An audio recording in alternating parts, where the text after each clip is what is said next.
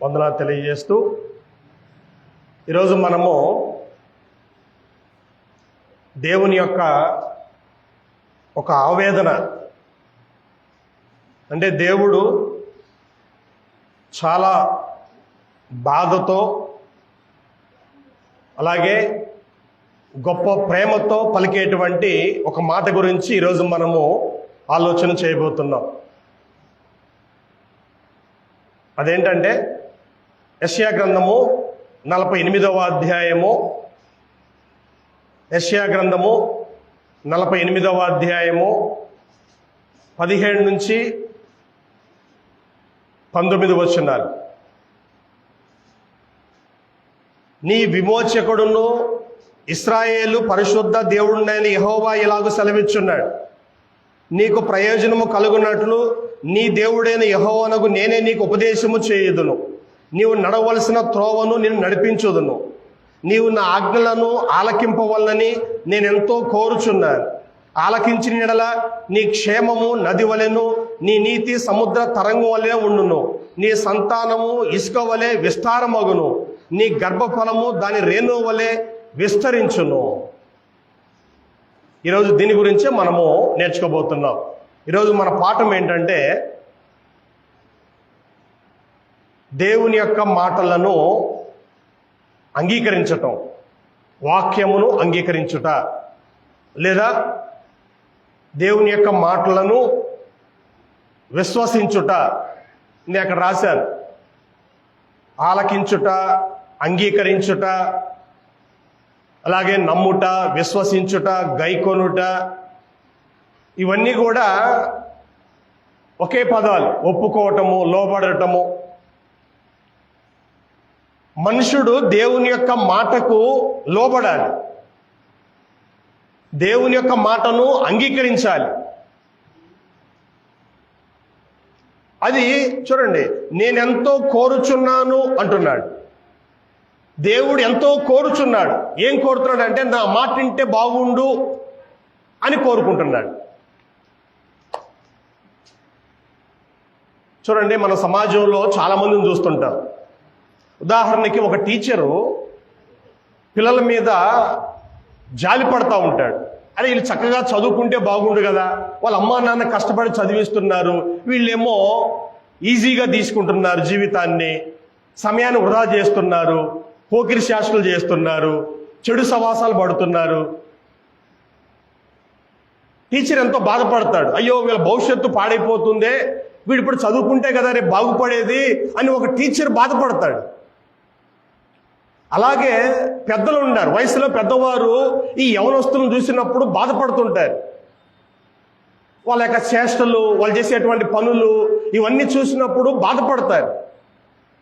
అరే వీళ్ళు మంచి బుద్ధి కలిగి ఉంటే బాగుండు కదా, పిల్లలు ఉన్నారు, భార్య ఉంది, భర్త ఉండు, సంసారం ఆగం చేసుకుంటున్నారు, కుటుంబాన్ని పాడు చేసుకుంటున్నారు అని తెలిసిన వాళ్ళు బాధపడతారు. ఇక్కడ కూడా దేవుడు మానవుల యొక్క పరిస్థితి చూసినప్పుడు ఆయన అంటున్నాడు, నీవు నా ఆజ్ఞలను ఆలకింపవలనని నేనెంతో కోరుచున్నాను అంటున్నాడు. అంటే దేవుని తెలుసు, భవిష్యత్తు తెలుసు. నా మాటలు వింటే వీళ్ళకి క్షేమము, నా మాటలు వినకపోతే వీళ్ళకి నాశనము, కష్టము. అది తెలిసినటువంటి దేవుడు నీవు నా ఆజ్ఞలను ఆలకింపవలనని నేనెంతో కోరుచున్నాను.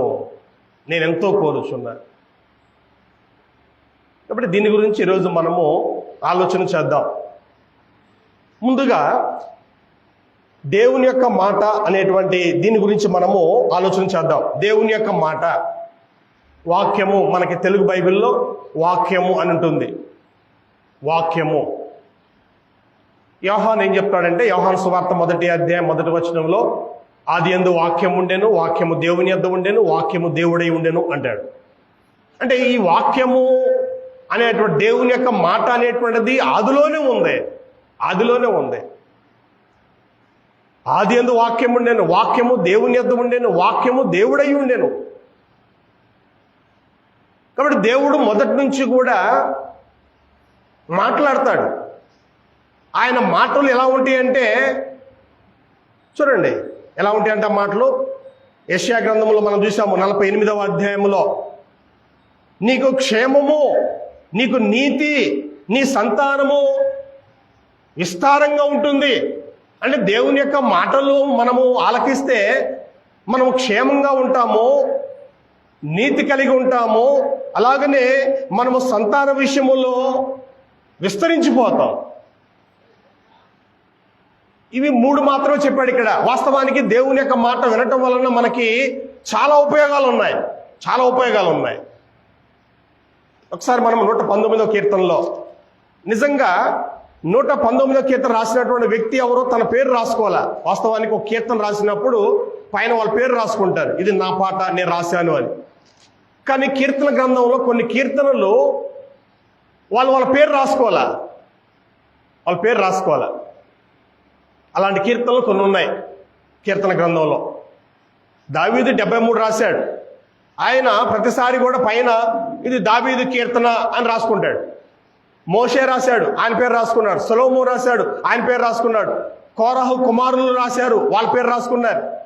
ఏతాము రాశాడు, వాళ్ళ పేరు రాసుకున్నాడు. కానీ కొన్ని కీర్తనలు వాళ్ళ పేరు రాసుకోవాలా, అది వాళ్ళ వ్యక్తిగతం. 119వ కీర్తన రాసినటువంటి ఈ వ్యక్తి మనకు పేరెవరో తెలియదు, కానీ అద్భుతమైనటువంటి కీర్తన 119వ కీర్తన. ఈ 119వ కీర్తన మొత్తం కూడా దేని గురించి అంటే దేవుని యొక్క మాట, దేవుని యొక్క వాక్యము, దానివల్ల ఉపయోగాలు ఏంటి, ఈ కీర్తన మొత్తం కూడా ఇదే. 119వ కీర్తన అనేటువంటిది ఇది కీర్తనలన్నిటికంటే పెద్ద కీర్తన. మొత్తము దీంట్లో 176 వచనాలు ఉంటాయి. 176 వచనాలు. ఇక్కడ హెబ్రీ భాష, ఇక్కడ మీరు గమనిస్తే 119వ కీర్తనలో ప్రతి 8 వచనాలకి ఒక హెడ్డింగ్ ఉంటుంది. ఆలెఫ్ అని, బేత్ అని, గీమేల్ అని, ఇవన్నీ హెబ్రీ అక్షరాలు. 22 అక్షరాలు హెబ్రీ అక్షరాలు. ఆ 22 అక్షరాలతోటి ఒక్కొక్క అక్షరానికి 8 వచనాలు చొప్పున 176 వచనాలతోటి ఈ పాట రాశాడు ఒక వ్యక్తి. విశేషం ఏంటంటే ప్రతి 8 వచనాలకి ముందు ఆ అక్షరం వస్తుంది. ఆలేఫ్ అనుకోండి ముందు, అంటే ఈ 8 వచనాల్లో ఫస్ట్ వచ్చేటువంటి అక్షరము ఆలేఫ్. తర్వాత 2వ అక్షరం, ప్రతి 8 వచనాలకి ఆ 2వ అక్షరం ముందు ఉంటుంది. అంటే ఒక అద్భుతంగా రాసినటువంటి పాట ఇది. హెబ్రీ అక్షరమాల 22 ఉంటాయి. ఆ 22 అక్షరాలతోటి ఈ కీర్తన ఆయన రాశాడు. ఈ కీర్తన మొత్తం దేని గురించి అంటే దేవుని యొక్క వాక్యం యొక్క విశిష్టత, గొప్పతనము చాలా ఉంటాయి. అయితే మనం అన్ని చూసుకోం, కానీ ఒక మాట మనం జ్ఞాపకం చేసుకుందాం. 119వ కీర్తన 6వ వచనంలో, నీ ఆజ్ఞలన్నిటిని నేను లక్ష్యము చేయనప్పుడు నాకు అవమానము కలగనేరదు. దేవుని యొక్క ఆజ్ఞను పూర్తిగా పాటించినప్పుడు నీకు అవమానం రాదు. నువ్వు ఎక్కడ సిగ్గుపడవు, ఎక్కడైనా సరే తల ఎత్తుకుంటావు. ఇంట్లో అయినా, బయట అయినా, ఆఫీసులో అయినా, పొలంలో అయినా, ఎక్కడైనా, ఈ ఊరైనా, పక్క ఊరైనా, ఈ దేశమైనా, పక్క దేశమైనా, దేవుని యొక్క ఆజ్ఞలు పాటించే వ్యక్తి ఎక్కడ కూడా తలదించుకోడు. ఇలా బోల్డెన్ ఉపయోగాలు ఉన్నాయి. ఈ 119వ కీర్తన మనం చదివితే అవన్నీ మనకు తెలుస్తాయి. అయితే మనం ఈరోజు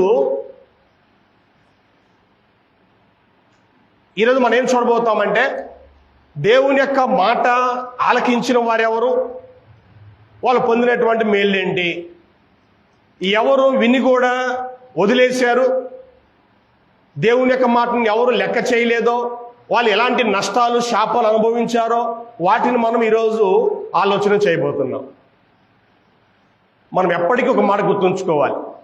దేవుని యొక్క వాక్యము అనేటువంటిది అది ఏ చిన్న మాట అయినా పెద్ద మాట అయినా ప్రతిదీ కూడా మన గురించే రాయబడింది. ప్రతిదీ కూడా మనకు మేలు చేస్తుంది. జీవితాంతం ఇది గుర్తుపెట్టుకోవాలి. చాలామంది ఏమంటారంటే, పాస్టర్ గారు ఈరోజు నన్నే టార్గెట్ చేశాడు, నా గురించే వాక్యం చెప్పాడు అంటే. ఇది అన్ని చోట్ల ఉన్నటువంటి సమస్య ఇదే. నేనంటాను, నిన్ను గురించే. దేవుడు రాసింది కూడా నా గురించి, నీ గురించే రాసింది. పశువుల గురించో, మొక్కల గురించో, జంతువుల గురించో కాదు రాసింది దేవుడు. మన గురించే దేవుడు రాశాడు. మనల్ని దృష్టిలో పెట్టుకొని దేవుడు 66 పుస్తకాలు రాశాడు. ప్రతిదీ కూడా నీ కోసం, నా కోసమే. ప్రతిదీ కూడా, ప్రతి మాట కూడా నీ కోసం, నా కోసమే, బయటల కోసం కాదు, మనుషుల కోసమే. కాబట్టి దేవుని యొక్క మాట అనేటువంటిది యోహాను 17వ అధ్యాయంలో యేసు ప్రభు స్వయంగా పలికిన మాట ఏంటంటే, యోహాను సువార్త 17వ అధ్యాయము 17వ వచనంలో, సత్యమందు వారిని ప్రతిష్ఠ చేయము, నీ వాక్యమే సత్యము అంటాడు. దేవుని యొక్క మాటే సత్యం. తీతు రాసిన పత్రిక 1వ అధ్యాయంలో 2 నుంచి 4 వచనాలు కలిసి ఉంటాయి. మధ్యలో చూడండి, ఆ నిత్య జీవమును అబద్ధమాడనేరని దేవుడు అంటాడు. దేవుడు అంటే ఎలాంటి వాడంట? అబద్ధమాడనేరని వాడు. అబద్ధం ఆడటం ఆయన వల్ల కాదు. దేవుడు పలికేటువంటి ప్రతి మాట వాస్తవం, యథార్థం, నిజం. నువ్వు చచ్చిపోతావంటే చచ్చిపోతాడంతే. ఆదాము చెప్పాడు, ఆ పండు తిను దినమున నువ్వు నిశ్చయంగా సస్తావు అని చెప్పాడు. అది వాస్తవం. సాతానుడు చెప్తున్నాడు, మీరు చావనే చావరు. అందుకే సాతాను గురించి యోహాను సువార్త 8వ అధ్యాయంలో ఈ యేసు ప్రభువే చెప్పిన మాట ఏంటంటే, వాడు ఆది నుండి నరహంతకుడై ఉండి సత్యమందు నిలిచిన వాడు కాడు, వాని యందు సత్యమే లేదు, వాడు అబద్ధానికి జనకుడు అంటాడు. అబద్ధానికి తండ్రి ఎవడంటే సాతానుడు. అబద్ధం అనేటువంటిది వాడి దగ్గర పుట్టింది, వాడి నుంచి వచ్చింది. దేవుడు అంటే సత్యం, దేవుడు అంటే వాస్తవం, నిజం. ఆయన పలికేటువంటి ప్రతి మాట కూడా వాస్తవం. అయితే ఈరోజు మనం ఏం చూస్తామనంటే, గ్రంథంలో నుంచి దేవుని యొక్క మాటలు వినపడినప్పుడు లోబడిన వారు ఉన్నారు, మాకొద్దులే అని అన్నవారు ఉన్నారు, మొదట్లో నమ్మి కొంతకాలం తర్వాత వదిలేసిన వాళ్ళు ఉన్నారు. ఈ విధంగా మనము దేవుని యొక్క మాటలు ఎవరెవరు విన్నారు, ఎవరు మేలు పొందారు, లేదా ఎవరు వినకుండా శాపాన్ని పొందారు, ఇవన్నీ కూడా మనము ఆలోచన చేద్దాం. ఒకసారి మనము అపోస్తుల కార్యములు 7వ అధ్యాయంలో స్టెఫను ఇశ్రాయేలు గురించి మాట్లాడేటువంటి సందర్భంలో ఒక మాట అంటున్నాడండి. అపోస్తుల కార్యములు 7వ అధ్యాయం 51వ వచనంలో, ముష్కరులారా, మీ హృదయములను చెవులను దేవుని వాక్యమునకు లోపరచ నొల్లని వారలారా, మీ పితరుల వరే మీరును ఎల్లప్పుడూ పరిశుద్ధాత్మను ఎదిరించున్నారు. అంటే ఇశ్రాయేల్ ప్రజల గురించి స్టెఫను మాట్లాడుతూ, ఇశ్రాయేల్ ప్రజలు మొదటి నుంచి వాళ్ళకున్నటువంటి ఒక లక్షణం ఏంటంటే, హృదయములను చెవులను దేవుని యొక్క వాక్యానికి లోపరచరు. దేవుడు ఎంత చెప్పినా, ఎంత మొత్తుకున్నా, నా మాటేనండి, నా మాటేనండి అని ఎంత చెప్పినా కూడా వాళ్ళు తమ హృదయాన్ని కానీ చెవులను కానీ దేవుని యొక్క వాక్యానికి వాళ్ళు లోపరచరు. ఒకసారి మనము ఇర్మియా గ్రంథంలో మనం చూద్దాం. ఇర్మియా గ్రంథంలో స్పష్టంగా ఇదే మాటల్లో మనం చూస్తాం. 11వ అధ్యాయం, ఇర్మియా గ్రంథం 11వ అధ్యాయం 6వ వచనం నుంచి మనం చూస్తే, యెహోవా నాతో సెలవిచ్చినదేమనగా, నీవు యూదా పట్టణంలోను యెరూషలేము వీధుల్లోను ఈ మాటలన్నిటినీ ప్రకటింపుము. మీరు ఈ నిబంధన వాక్యములను విని వాటిని అనుసరించి నడుచుకొనుడి. ఐగుప్తుల నుండి మీ పితరులను రప్పించిన దినములు మొదలుకొని నేటి వరకు నేను గట్టిగాను కన్నీతులు గాని చెప్పుచూ వచ్చి తిని, నా మాట వినుడి అని పెందలకడ లేచి చెప్పుచూ వచ్చి తిని. అయినను వారు తమ దుష్ట హృదయములో పుట్టు మూర్ఖత చొప్పున నడుచు వినకపోయిరి, చెవి ఎగ్గిన వారు కాకపోయిరి. వారు అనుసరించవలనని నేను వారికి ఆజ్ఞాపించిన ఈ నిబంధన మాటలన్నిటినీ అనుసరించి నడవలేదు. దేవుడు ఎంత మొత్తుకున్నా కూడా ఆయన అంటున్నాడు, ఐగుప్తుల నుండి మీ పితరులను రప్పించిన దినం మొదలుకొని నేటి వరకు గట్టిగాను ఖండితంగాను చెప్పుచూ వచ్చేది. అంటే ఐగుప్తుల నుంచి వాళ్ళని విడిపించిన దగ్గర నుంచి ఇర్మియా కాలం వరకు కూడా దేవుడు గట్టిగా ఖండితంగా చెప్తున్నాడు. ఏం చెప్తున్నాడు అంటే, నా మాట వినండి, నా మాట ఆలకించండి, నా మాటకు లోబడండి, నా మాటని గైకొనండి, అంగీకరించండి. ఇదే ఆయన చెప్పేది. మొదటి నుంచి ఇప్పటిదాకా కూడా ఆయన చెప్పేది ఏంటంటే, నా మాటేనండి. వాళ్ళేమంటున్నారు చూడండి, అయినను నువ్వు ఎంత మొత్తుకున్నా సరే, నువ్వు ఎంత గట్టిగా చెప్పినా సరే, తమ దుష్ట హృదయములో పుట్టు మూర్ఖత చొప్పున నడుచు వినకపోయిరి. నీ మాట ప్రకారం మేము నడుచుకోము, మాకేదనిపిస్తే అది చేస్తాం, మాకేది నచ్చితే అది చేస్తాం. తమ దుష్ట హృదయములో పుట్టు మూర్ఖత చొప్పున నడుచు, లోపల వాళ్ళకి ఏమనిపిస్తే అదే చేస్తున్నారు. దేవుని యొక్క మాట ఇందామనేటువంటి ఆలోచన లేదు. ఇదే వాళ్ళ ఉన్నటువంటి సమస్య. ఈ సమస్యనే స్తెఫను గుర్తు చేస్తున్నాడు. ముష్కరులారా, చూడండి, ఇశ్రాయేలును ఉద్దేశించి ముష్కరులారా అంటున్నాడు. మనం ఇప్పుడైతే తీవ్రవాదులు అంటాం, ప్రభుత్వం వాళ్ళు ఇప్పుడు తీవ్రవాదులు ఏమంటారంటే వాళ్ళు ముష్కరులు అంటారు. ముష్కరులారా, హృదయములను చెవులను దేవుని యొక్క వాక్యమునకు లోపరచనలేని వారులారా, మీ పితరుల వల్లే మీరును ఎల్లప్పుడూ పరిశుద్ధాత్మను ఎదిరించున్నారు. ఇక్కడ చూడండి, ఒక వ్యక్తి దేవుని యొక్క మాట వినకపోతే అర్థం ఏంటంటే వాడు దేవుణ్ణి ఎదిరిస్తున్నాడు అని, పరిశుద్ధాత్మను ఎదిరిస్తున్నాడు అని. ఎందుకనంటే దేవుని యొక్క మాట ప్రతిదీ కూడా మనకి ఎలా వచ్చిందంటే పరిశుద్ధాత్మ ఆవేశం వలన. చూడండి, ఒకసారి మనం పేతురు రాసినటువంటి పత్రిక మనం చూద్దాం. 2వ పత్రిక 1వ అధ్యాయం, పేతురు రాసినటువంటి 2వ పత్రిక 1వ అధ్యాయము 20-21 వచనాలు. ఒకడు తన ఊహను బట్టి చెప్పుట వలన లేఖనములో ఏ ప్రవచనమును పుట్టదని మొదట గ్రహించుకోవాలని నువ్వు ఫస్ట్ తెలుసుకోవాలి. నువ్వు ఫస్ట్ ఏం తెలుసుకోవాలని అంటే, తన ఊహను బట్టి చెప్పడం వలన ఏ లేఖనము రాలేదు. బైబిల్లో 66 పుస్తకాలు ఉన్నాయి.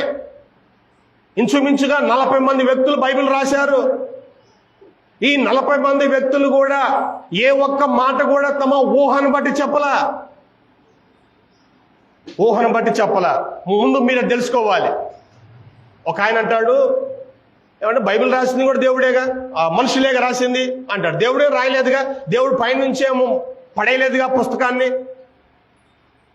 మనుషులే కదా బైబిల్ కూడా రాసింది అని అంటారు. మనుషులే రాశారు. ఎలా రాశారంటే ఊహను బట్టి రాయలా. వాళ్ళకి ఏది నచ్చితే, ఏది రాయాలనిపిస్తే అది రాయలా.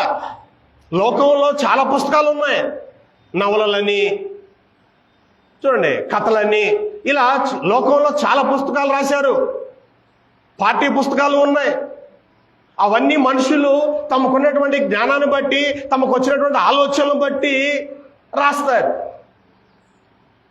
కానీ బైబిల్ గురించి మేము మొదట ఏం తెలుసుకోవాలంటే, ఒకడు తన ఊహను బట్టి చెప్పడం వలన లేఖనములో ఏ ప్రవచనము పుట్టలేదు. ఏ ఒక్క వాక్యం కూడా వాళ్ళు ఊహించి రాయలా. అది ఎలా వచ్చిందంతా 21వ వచనం. ఏలయనగా ప్రవచనము ఎప్పుడును మనిషిని ఇచ్చను బట్టి కలగలేదు గాని మనుషులు పరిశుద్ధాత్మ వలన ప్రేరేపించబడిన వారై దేవుని మూలంగా పలికారు. పరిశుద్ధాత్మ వారికి శక్తి ఇచ్చిన కొలది పరిశుద్ధాత్మ, చూడండి, పరిశుద్ధాత్మ వలన ప్రేరేపించబడి ఈ మాటలు వాళ్ళు రాశారు. అయితే ఒక వ్యక్తి దేవుని యొక్క మాటలు వినలేదు అంటే అర్థం ఏంటంటే వాడు దేవుణ్ణి ఎదిరిస్తున్నాడు లేదా పరిశుద్ధాత్మని ఎదిరిస్తున్నాడు అని తెలుసుకోవాలి. కాబట్టి ఇశ్రాయేలు మొట్టమొదటిగా ఇశ్రాయేలు ప్రజలు ఎవరనంటే దేవుని యొక్క మాటను వీళ్ళు ఆలకించని వారు, లోబడని వారు. వీళ్ళకి ఏం జరిగి ఉంటుంది? దేవుని యొక్క మాటను వాళ్ళు వినలేదు కదా, మరి దేవుడు వాళ్ళు ఏం చేసి ఉంటాడు? ఏం చేసి ఉంటాడండి? అక్కడే చెప్తున్నాడు. ఇర్మియా గ్రంథం 11వ అధ్యాయంలో నేను గట్టిగా చెప్పాను అన్నాడు కదా, వాళ్ళు వినలేదు అన్నారు కదా. ఆ తర్వాత అక్కడే చెప్తున్నాడు ఆయన, అక్కడే చెప్తున్నాడు.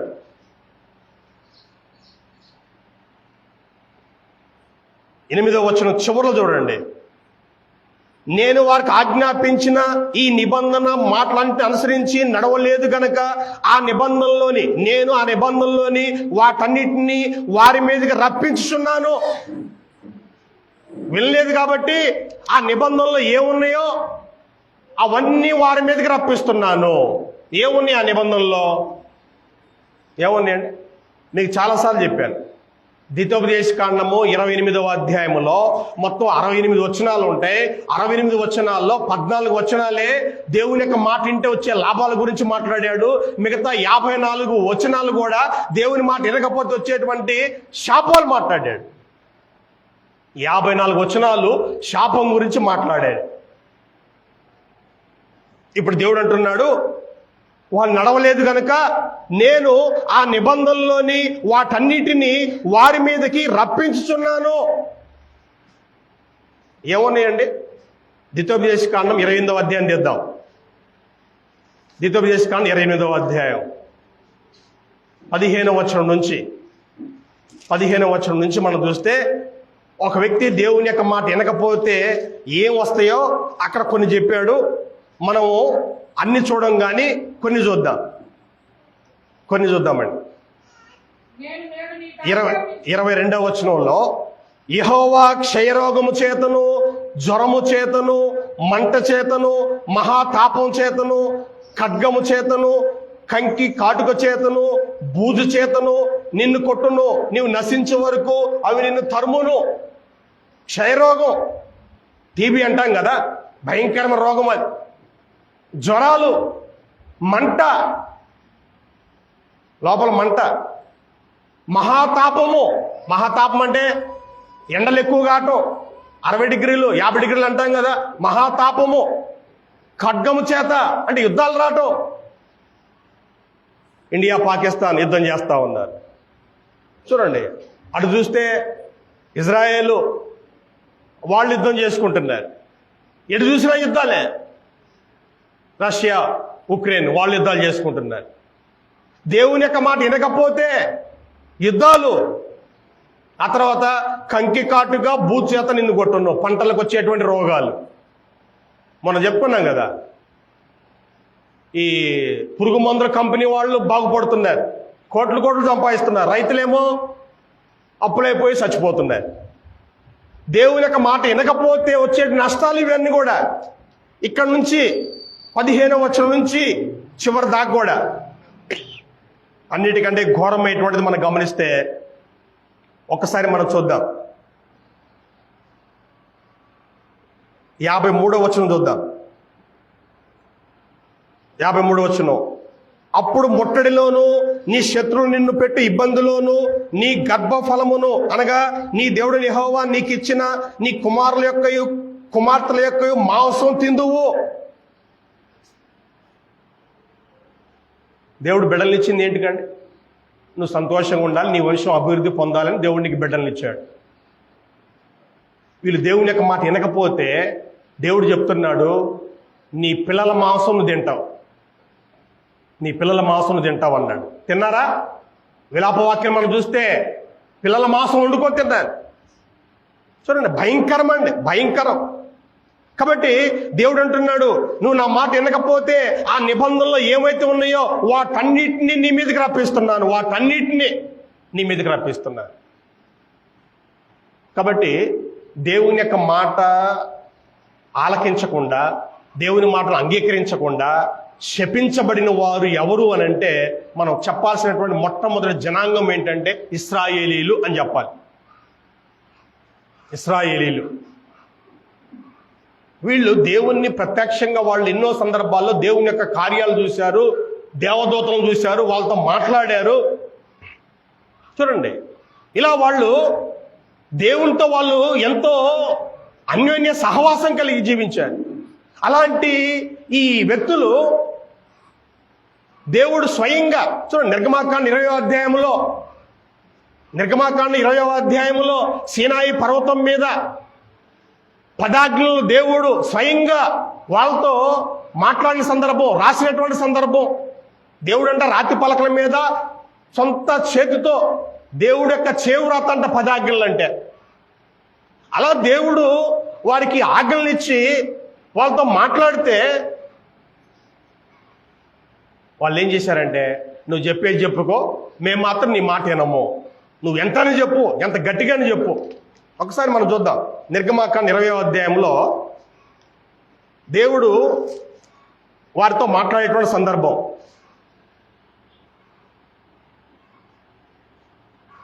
20వ అధ్యాయము 1వ వచనంలో దేవుడు ఈ ఆజ్ఞలన్నీ వివరించి చెప్పాను.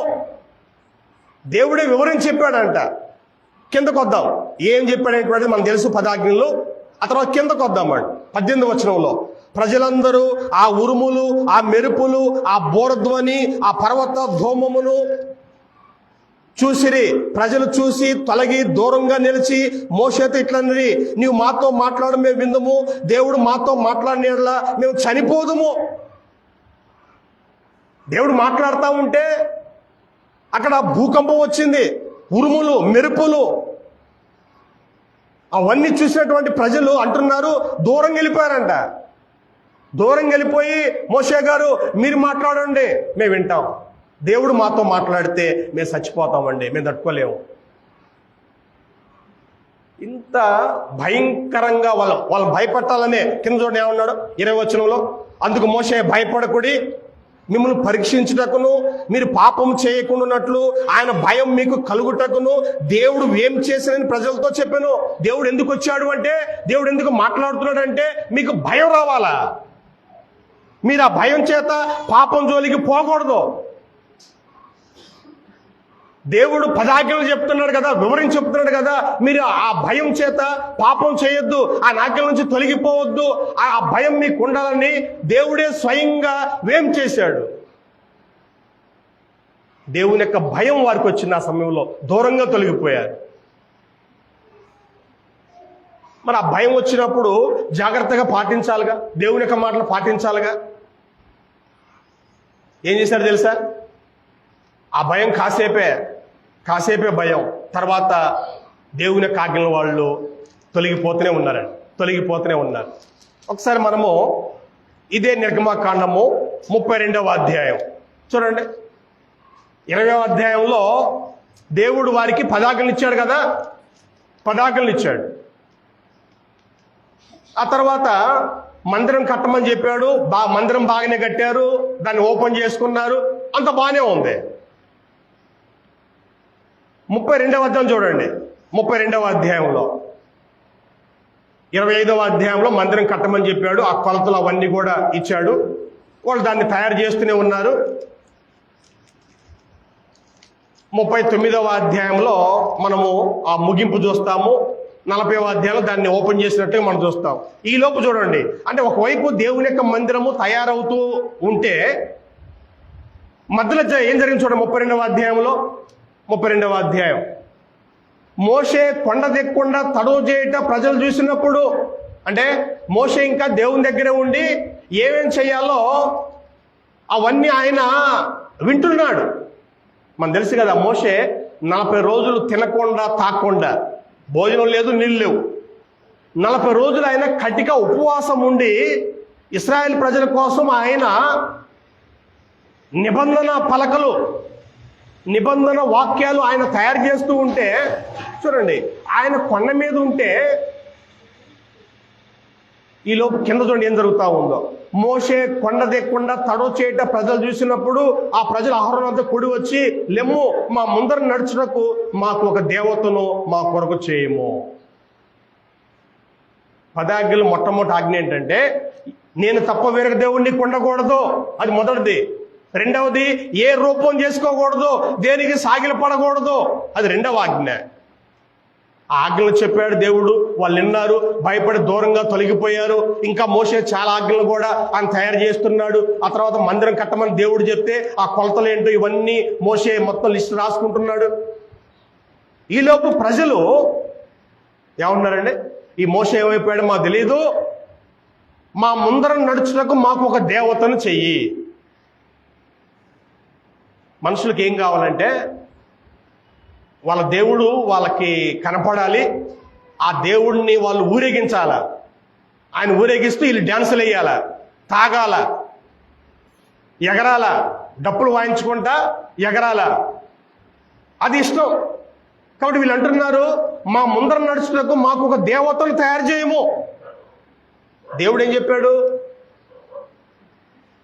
చెప్పాడండి, పైన ఆకాశం అందే గాని, కింద భూమి అందే గాని, భూమి కింద నేల ఏందే గాని ఉండు, దేని రూపం నేను విగ్రహం నువ్వు చేసుకోనకూడదు, దేనికి సాగిలి పడకూడదు అని దేవుడు 2వ ఆజ్ఞగా చెప్తే, వీళ్ళు అంటున్నారు మాకు దేవతను చెయ్యి, మేము దాని ముందు డ్యాన్స్ చేయాలి.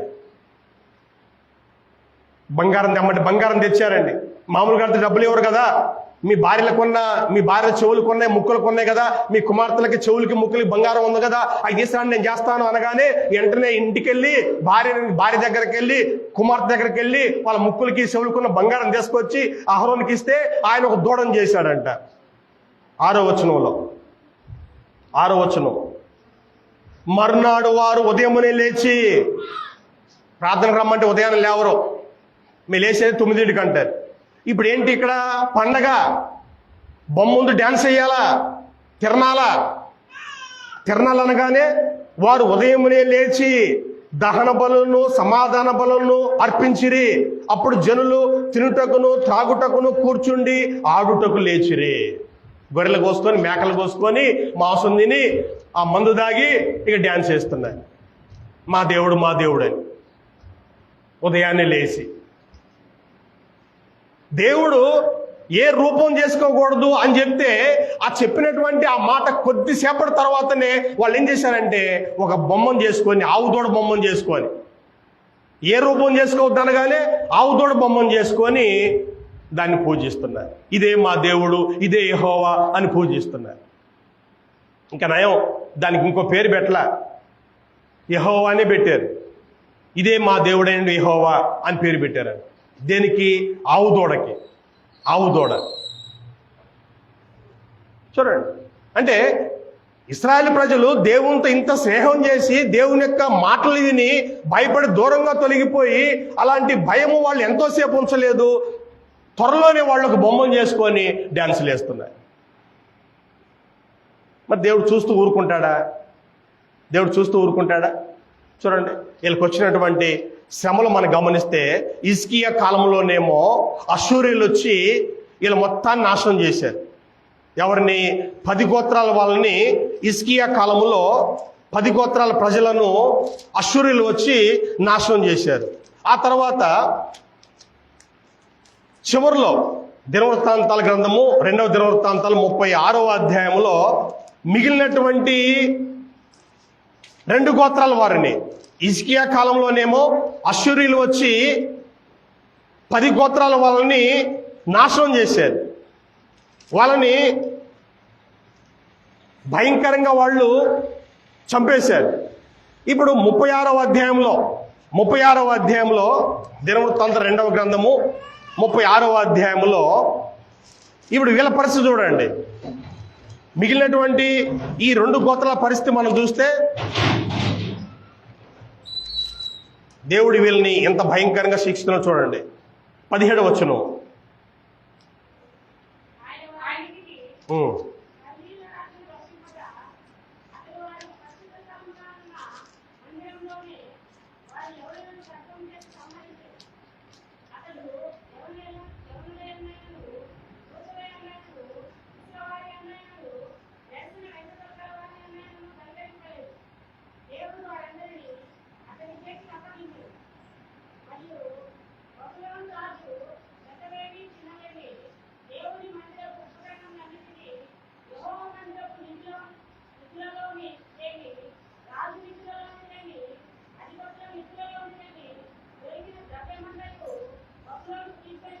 చాలు. ఒకసారి మనము రాజుల 2వ గ్రంథం 18వ అధ్యాయం చూద్దాం. ఇక్కడ ఇశ్రాయేలు ఏ విధంగా నశించారు, అక్కడ యూదులు ఏ విధంగా నశించారు, ఇవన్నీ మనం చూస్తున్నాం. ఇందాకనేమో యూదుల యొక్క నాశనం, అది బబులోను చేత యూదుల యొక్క నాశనము. ఇప్పుడు రాజుల 2వ గ్రంథము 18వ అధ్యాయము 9వ వచనం మనం గమనిస్తే, రాజైన హిజ్కియా రాజని హిజ్కియా ఏలుబడిలో 4వ సంవత్సరం మందు ఇశ్రాయేల్ రాజైన ఏలా కుమారుడగు హోషేయ ఏలుబడిలో 7వ సంవత్సరం మందు అష్షూరు రాజైన షల్మనేసరు షోమ్రోను అను పట్టణం మీదకి వచ్చి ముట్టడి వేసెను. 3 సంవత్సరములు పూర్తయిన తర్వాత అష్షూరీయులు దాన్ని పట్టుకొనిరి. హిజ్కియా ఏలుబడిలో 6వ సంవత్సరం మందు ఇశ్రాయేల్ రాజైన హోషేయ ఏలుబడిలో 9వ సంవత్సరం మందు షోమ్రోను పట్టణం పట్టబడెను. తమ దేవుడిని యెహోవా సెలవిచ్చిన మాట వినని వారై ఆ నిబంధనకును ఆయన సేవకుడైన మోషే ఆజ్ఞాపించిన దాని అంతటికి లోబడక అతిక్రమించి ఉండిరి. అష్షూరు రాజు ఇశ్రాయేలు వారిని అష్షూరు దేశం తీసుకొని పోయి గోజాన్ నది దగ్గర ఉన్న హోలాహు హోబోరు అనే పట్టణంలోను మాదీల పట్టణంలోను వారిని ఉంచాను. 10 గోత్రాల వాళ్ళేమో అష్షూరు చేత నాశనం పొందారు. 2 గోత్రాల వాళ్ళేమో బబులోనుల చేత నాశనం పొందారు. వీళ్ళిద్దరు నశించిపోవడానికి కారణం ఏంటంటే ఏముంది అక్కడ? 11వ వచనంలో రాజుల 2వ గ్రంథము 18-11లో తమ దేవుడిని యెహోవా సెలవిచ్చిన మాట వినని వారై, దేవుని మాట వినలేదు. 2వ దినవృత్తాంతాలు 36వ అధ్యాయంలో కూడా 2వ దినవృత్తాంతాలు 36వ అధ్యాయంలో కూడా ఇక్కడ వారికి ఉన్నటువంటి సమస్య ఏంటంటే 16వ వచనం, వారు దేవుని దూతలను ఎగతాళి చేయుచు ఆయన వాక్యములను తృణీకరించుచు. 2 సందర్భాలు ఉన్న మాట ఏంటంటే వాళ్ళు దేవుని యొక్క వాక్యాన్ని తృణీకరించారు, వినలేదు. కాబట్టి అష్షూరు వాళ్ళని పంపించాడు, వాళ్ళు నాశనం చేశారు. బబులోను వాళ్ళు పంపించారు, వీళ్ళని నాశనం చేశారు. అందుకే దేవుడు అన్నాడు యెషయా గ్రంథం 48వ అధ్యాయం ఏం చెప్తున్నాడు ఆయన? నీవు నా మాటలు ఆలకింపవల్లని నేనెంతో కోరుచున్నాను అంటాడు. దేవుడు కోరుతున్నాడు, ఎంతో కోరుకున్నాడు. కారణం ఏంటంటే నువ్వు నాశనం అయిపోతావు. ఇందా చెప్పాను కదా, ఒక టీచరు పిల్లలను చూసి బాధపడతాడు. అరే వీళ్ళ జీవితం అంటే ఏంది అర్థం కావట్లేదు, భవిష్యత్తు గురించి వీళ్ళకి బాధ లేదు, రేపు వీళ్ళ పరిస్థితి ఎలా ఉంటుందండి? ఇప్పుడు తల్లిదండ్రులు కష్టపడి చదివించుకున్నారు, వాడు బాగా చదువుకుంటే రేపు వాడు ఏదైనా ఉద్యోగం పొందుతాడు. వీడు లెక్క చేయకపోతే రేపు వీడు ఏం చేస్తాడు? మూటలు మోస్తాడు. తెలుసుగా మనకి, చిన్నప్పటి నుంచి పనిచేసే వాళ్ళైతే ఈ ఎండకైనా పని చేస్తారు వాళ్ళు. వీడు అప్పటిదాకా చదువుకొని ఇప్పుడు మధ్యలో వీడు పనికి పోవాలంటే అది ఎంత బాధ అంటే మామూలు బాధ కాదు. అందుకే టీచర్ బాధపడతాడు పిల్లలను చూసి, వీళ్ళు జీవితం అర్థం కావట్లేదు వీళ్ళకి, రేపు వీళ్ళ భవిష్యత్తు నా కళ్ళ ముందు కనబడుతుంది అని టీచర్ బాధపడతాడు. మరలా చూద్దాం మాట యెషయా గ్రంథము 48వ అధ్యాయం. చూడండి, దేవుడు పదే తన ఆవేదన వ్యక్తం చేస్తున్నాడు. 18వ వచనం 48, 17, 18. నీవు నా ఆజ్ఞను ఆలకింపవల్లని నేనెంతో కోరుచున్నాను. ఆలకించిన యెడల నీ క్షేమము నది వలె. నది అంటే పెద్దది కదా, నీ క్షేమము అలా విస్తరించింది. నువ్వు ఎక్కడ పోయినా క్షేమంగా ఉంటావు. ఈ ఊర్లో ఉన్నా, పక్క ఊర్లో ఉన్నా, పక్క దేశంలో ఉన్నా, పొలంలో ఉన్నా నువ్వు ఎలా ఉంటావు? క్షేమంగా ఉంటావు. ద్వితోపదేశ కాండము 28వ అధ్యాయంలో చూడండి, ఒక వ్యక్తి దేవుని యొక్క మాటలు ఆలకిస్తే ఏమవుద్దో చూడండి. 3వ వచనం, నీవు పట్టణంలో దీవించబడదువు, పొలంలో దీవించబడదువు. నీ గర్భఫలము, నీ భూఫలము, నీ పశువుల మందలు, నీ దుక్కుటెద్దులు, నీ గొర్రె మేకల మందలు దీవించబడును. దీవెన ఎప్పుడు? ఆలకిస్తే. అందుకన్నాడు దేవుడు, నీవు నా మాటలు ఆలకింపవాలని నేను ఎంతో కోరుకుంటున్నాను. అప్పుడు నీ యొక్క క్షేమము నది వలె ఉంటుంది. నది వలె ఉంటుంది. దేవుడు కోరుకుంటున్నాడు, ఆయన మాటలు మనం ఆలకించాలని దేవుడు కోరుకుంటున్నాడు. చూడండి, ఈరోజు మనకి ఏం అలవాటు అయిపోయిందంటే తల్లిదండ్రుల మాట వినేవాళ్ళు లేరు, గురువు మాట వినేవాళ్ళు లేరు, దేవుని మాట వినేవాళ్ళు లేరు, పెద్దల మాట వినేవారు లేరు. భర్త మాట వినేవాళ్ళు లేరు, భార్య మాట వినేవాళ్ళు లేరు. ఎవడు ఎదుటి వాని దగ్గర నేర్చుకోవాలి, సలహా తీసుకోవాలి అని ఎవరు కూడా కోరుకోవట్లే.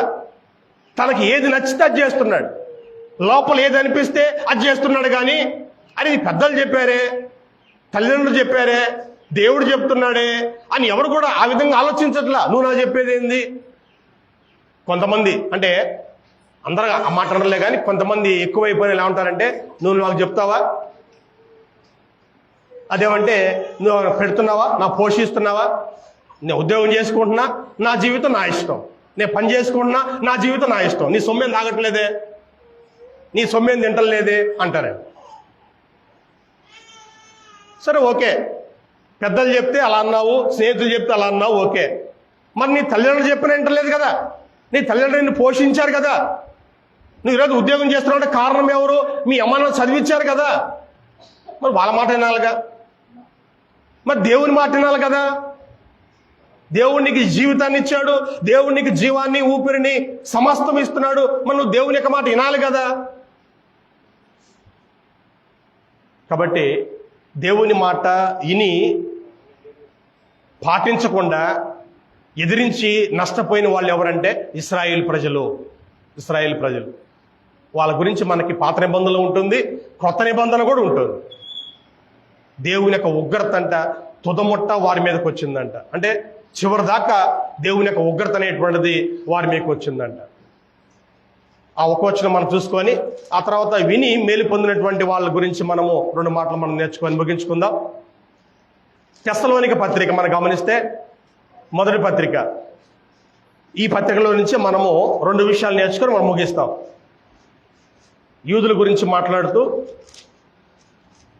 2వ అధ్యాయము, మొదటి పత్రిక 2వ అధ్యాయము 15 నుంచి, ఆ యూదులు తమ పాపములను ఎల్లప్పుడూ సంపూర్తి చేయుటకై ప్రభు అయిన యేసును ప్రవక్తలను చంపి మమ్మును హింసించి అన్యజనుల రక్షణ పొందుటకై వారితో మేము మాట్లాడకుండా మమ్మల్ని ఆటంకపరచుచు దేవునికి ఇష్టలు కాని వారును మనుషులందరికీ విరోధులై ఉన్నారు.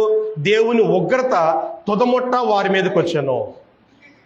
దేవుని యొక్క ఉగ్రత వారి మీదకి చివరి దాకా వచ్చిందంట. కారణం ఏంటంటే వాళ్ళు మొదటి నుంచి కూడా దేవుని యొక్క మాటలు ఎదిరిస్తున్నారు. ఏం చేశారంటే వాళ్ళు ప్రవక్తల్ని చంపారు, యేసు క్రీస్తుని వాళ్ళు చంపారు. ఇప్పుడు అపోస్తులను కూడా వాక్యం చెప్పొద్దు మీరు అని చెప్పి వాళ్ళని కూడా హింస పెడుతున్నారు. వాక్యం వాళ్ళు వినరు, వినేవాళ్ళు వినేట్లా. మరి దేవుడు చూస్తూ ఊరుకుంటాడా? దేవుని ఉగ్రత తుదముట్ట వారి మీదకి వచ్చాను, చివరిదాకా వారి మీదకి వచ్చిందని. ఇదే 2వ అధ్యాయంలో దేవుని యొక్క మాటలు విని మేలు పొందిన వారు ఎవరో మనం చూస్తాం. 2వ అధ్యాయం 13వ వచనంలో,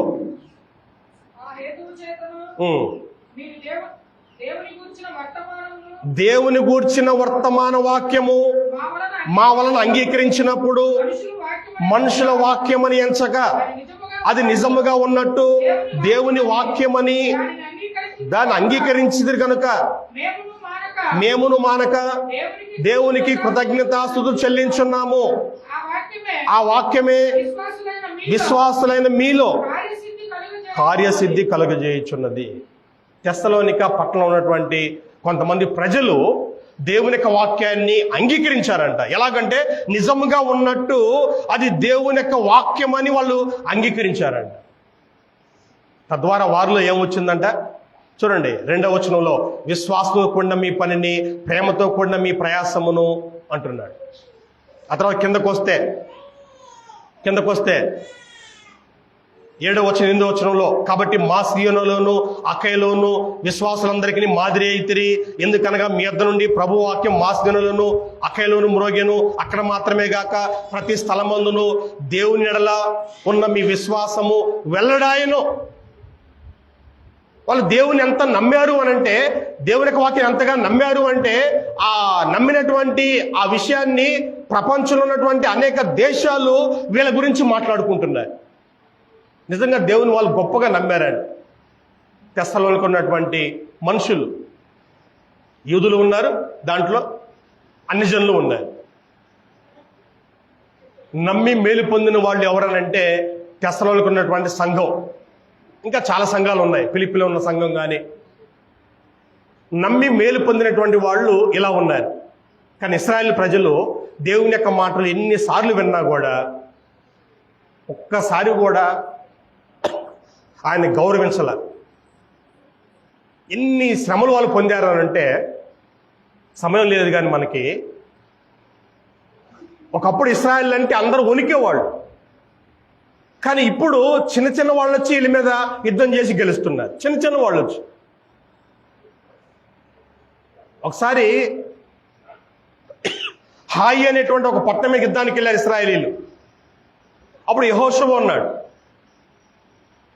చిన్న పట్టణం అది, 3000 మంది జాలే, అందరు ఎందుకు అక్కడికి అని చెప్పి ఒక 3000 మందిని పంపిస్తే ఆ హాయి పట్టణస్తులు ఈ 3000 మంది చంపేశారు. ఏంటిది, పెద్ద పెద్దోళ్ళు జయించాము, వీళ్ళని మనం ఎందుకు జయించలేకపోయామంటే కారణం ఏంటంటే మీరు పాపం చేశారు అని దేవుడు చెప్పాడు.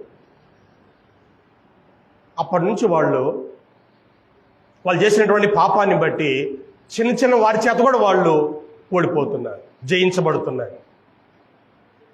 కాబట్టి ఒకే ఒక మనం గుర్తుంచుకోండి, దేవుని యొక్క మాట మనం ఆలకిస్తే మనకు క్షేమం అనేటువంటిది విస్తారంగా ఉంటుంది, మనకి ఆశీర్వాదం ఉంటుంది.